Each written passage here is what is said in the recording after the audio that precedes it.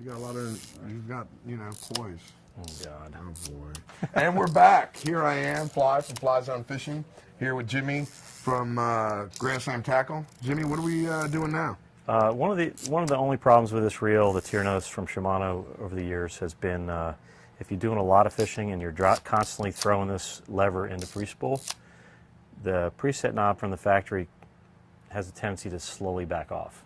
Okay. So you can be fighting a fish, or say on your 10th fish of the day, and you realize you go to strike and you have no drag. So Captain Rich Barrett, a bunch of years ago, figured out a way to resolve that problem.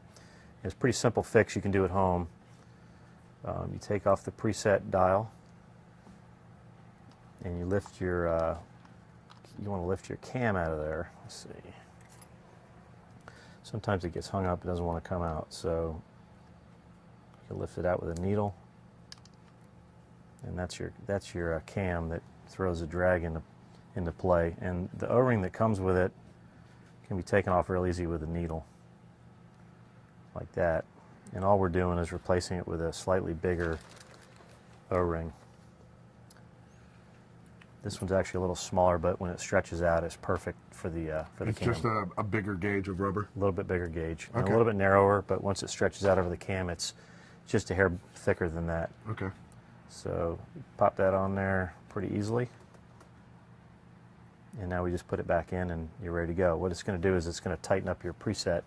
It's going to make it really difficult to turn the dial. Okay. But it's going to eliminate that problem of the preset backing off. Let's see how you... And once you get your drag set, you don't really need to mess with it much anyway.